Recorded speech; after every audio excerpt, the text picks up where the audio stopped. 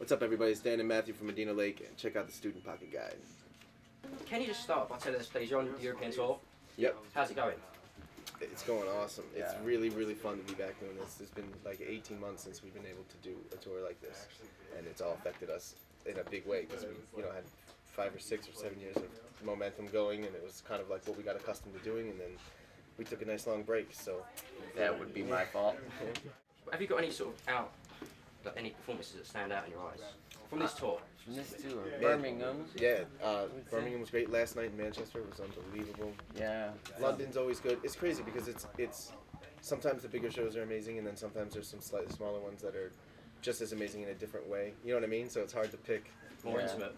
Yeah, it's hard to pick Glasgow was good. I think it's like we've I think that maybe it's the ones that are more centralized, the location-wise, the more. Our kids can sort of congregate, and a lot of the people who support us have become friends with each other. They've connected through us, and that means a lot to us because that's kind of what we set out to do in the first place, sort of create this little sort of subculture fantasy world where everyone can exist in a safe little bubble fantasy land thing. And so the places where it's easiest for them to all get to, they tend to congregate, and you get the most passionate crowds there. And tends to be Birmingham for sure. Yeah, that was an awesome one. How do the crowds compare, like for example, Europe to your home, Chicago? It's interesting, man. It's definitely different over here. It's so spread out in the United States that it's exactly like what he was just saying. Like, it's been amazing because like all the friends that people have made with each other, and they go to shows, and we have like this amazing support here. And it does happen in the States too, by all means. Like, we have amazing people support us there, but it's like, every city's like a 8-hour drive, and it's really spread out. So I think it's harder for things to come together a little bit, So it's maybe a little bit less like they can only unified, do one show, Yeah. So they can only do like one show in the States would be the one, if they do it here, they can sort of do multiple shows and travel around.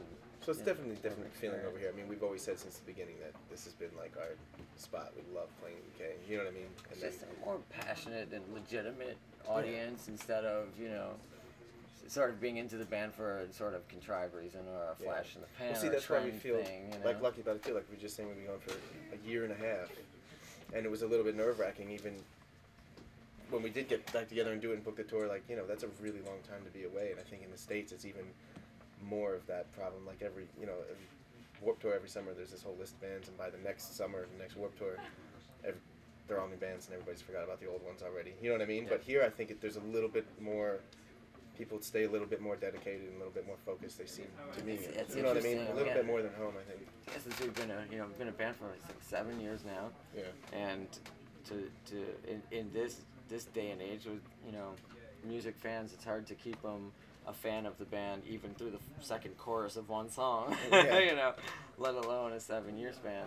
And in America, that's definitely more prevalent as the case. So. Well, you said earlier like 8 hours to travel. Across the country compared to Europe. What's it like being on tour bus with each other? Is there any bad habits? You got any stories you can share with us? It must be so different being 8 hours in the car to sort of 30 minutes. It is difficult. Yeah, it's real difficult. You certainly latch on to any sort of vice that helps you cope. You know what I mean? Yeah. That can be a dangerous thing too. We've managed to stay relatively tame, and we've had enough sort of peaks or exciting moments in our career to keep us naturally stimulated. Yeah.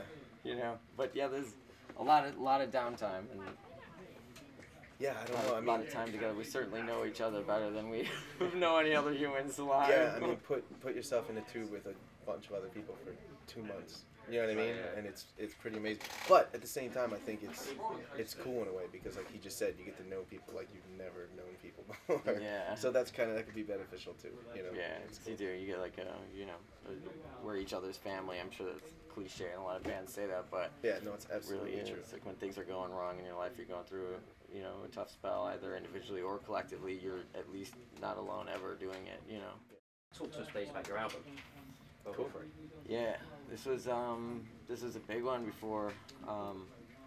When we started the band, we set Madina Lake up as this mythological town, and we declared from the first album that we were going to unfold a whole concept over 3 records, which is very overly ambitious and nearly. Yeah, we found that out. Yeah, we found that out. It's impossible to do. So that sort of became like the band's objective, and World War III was the finale, and we made it to the finale, but then we had to create it. Right. And we knew what we wanted to say since the beginning of it.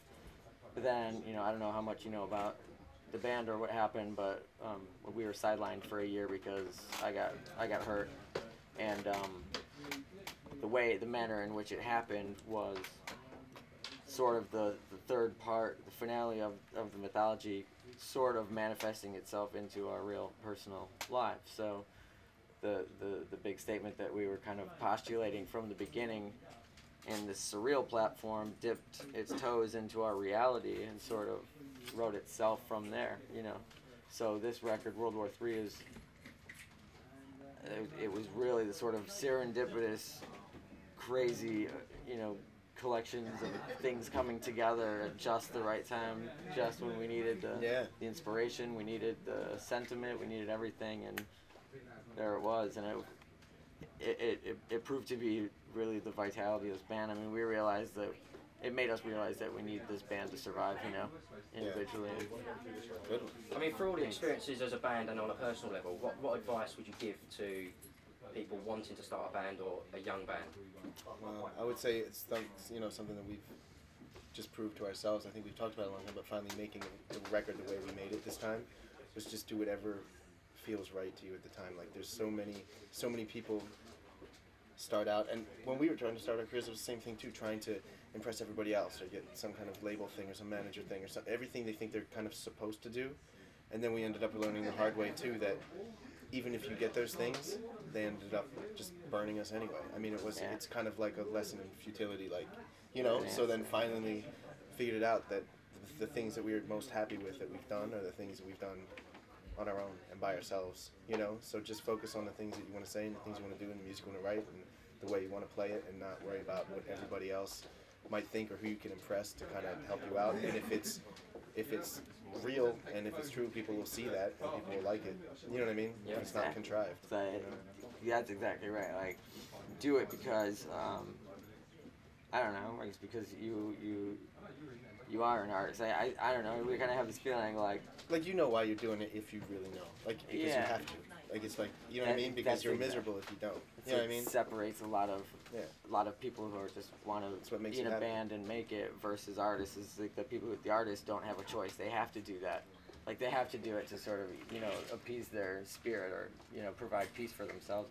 If you get in it for the wrong reasons, you might have your flash in the pan for 15 minutes, and that's probably all you're looking for, and, you know, but that's the biggest and the best that you're going to get out of it, and ultimately that will be unfulfilling. So you got to just do it for yourself and nobody else, you know.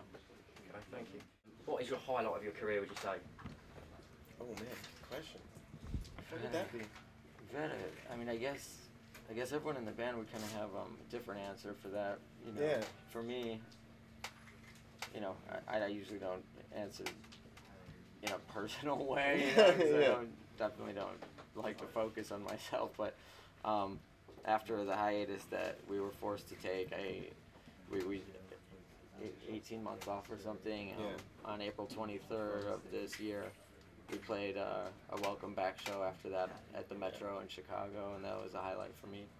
Yeah, I would say so too. I mean, because that's a really good one. I think that was like a really touching kind of show and everything too, because it was like, it maybe wasn't like we were talking about all the things we build in the momentum, like maybe not the biggest show or maybe not the, you know, the craziest thing we've ever done, but coming from a place where we thought maybe we would never do it again, it was pretty powerful, you know. So that was a good one. Thanks. Yeah. What's up, everybody? It's Dan and Matthew from Madina Lake, and check out the Student Pocket Guide. Oh, he worded it. I did. He got to the point.